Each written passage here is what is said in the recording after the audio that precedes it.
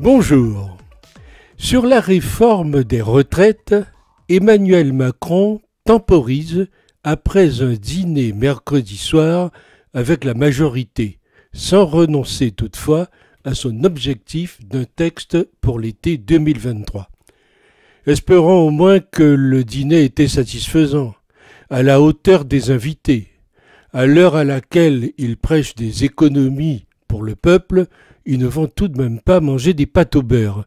C'est comme s'ils votaient une loi interdisant à d'anciens politiciens de ne pas toucher plus de 30 000 € mensuels ou à certains de toucher un salaire exorbitant comme président d'un institut où ils ne mettent même pas les pieds.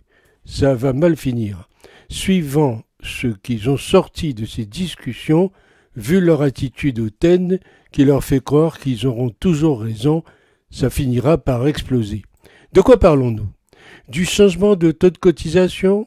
De l'augmentation de l'âge légal? Ou alors nous reprenons les thématiques de la grande réforme systémique mise au placard? Car combien de rapports, de concertations, de réunions pour faire semblant de trouver la quadrature du cercle?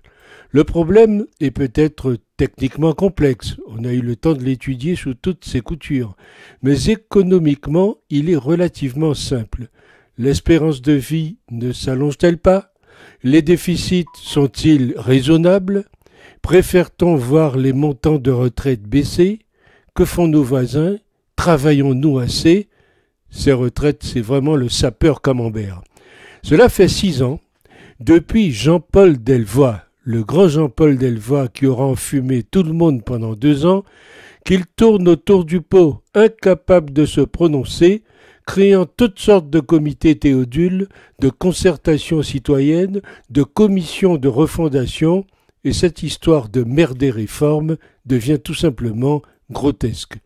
La baisse des retraites du secteur privé a commencé depuis longtemps, et elle va se poursuivre avec la hausse du nombre d'annuités indispensables pour avoir une retraite à taux plein.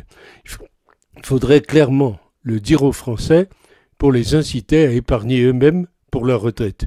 Quant à la principale injustice à supprimer en priorité, c'est celle des régimes spéciaux. Bien sûr, il faut le faire sans concertation avec les syndicats, ni avec le coordonnateur François Bayrou, sinon cela ne se fera jamais. Le pied sur l'accélérateur et sur le frein en même temps, c'est du Macron pur sucre, le roi de la demi-mesure. Mais de qui se moque-t-on?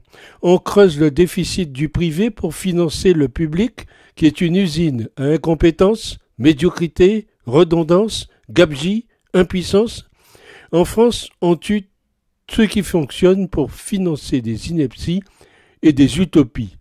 Nullité as usual, c'est ça la Macronie. On n'anticipe rien. On décide en dehors des corps intermédiaires et des instances représentatives, on maquille les résultats calamiteux, on n'a aucune vision, on s'appuie sur des bobos corrompus pour relayer des éléments de langage, la honte absolue. Et qui est le dindon de la farce? Pas besoin de le chercher bien loin, c'est le salarié du privé. Attendons donc voir, mais je crois que c'est au pied du mur que l'on verra le Macron. À demain.